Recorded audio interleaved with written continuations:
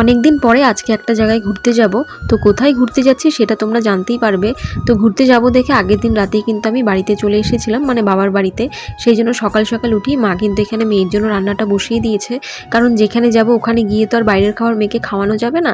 তাই আর যাওয়ার আগে কিন্তু আমি স্নান করে পুজোটাও দিয়ে নিলাম। এখানে কিন্তু আমার পুজো দেওয়া কমপ্লিট হয়ে গেছে। তারপরেই আমরা রেডি হয়ে বেরিয়ে পড়লাম, আর আমাদের সাথে কিন্তু ভাই আর বোনও যাচ্ছে। আজকে হলো 1 মে, আর 1 মে উপলক্ষে বরের ছুটি ছিল, সেই জন্যই আজকে প্ল্যানটা করেছিলাম। আর আমার মেয়ে না আজকে প্রথমবার 4 চাকায় উঠেছে, মানে এর আগে কোনোদিনও কোথাও যাওয়া হয়নি, তো সেই জন্য ওর ওঠাও হয়নি। তো আজকে যেহেতু উঠেছে প্রচণ্ড ভয় পাচ্ছিল।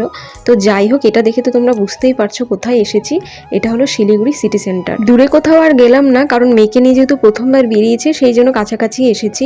আর সবচেয়ে বড় কথা, বাড়ি থেকে বের হতে পেরেছি, এটাই আমার কাছে অনেক। যাই হোক, তারপরে স্পেন্সারে চলে আসলাম, আর এখান থেকে কিছু জিনিস কেনাকাটা করে আরেকটা জায়গায় যাব। কোথায় যাব সেটা কিন্তু তোমরা পরের ব্লগে দেখতে পারবে। আজকের মতো এখানেই ব্লগটা শেষ করলাম।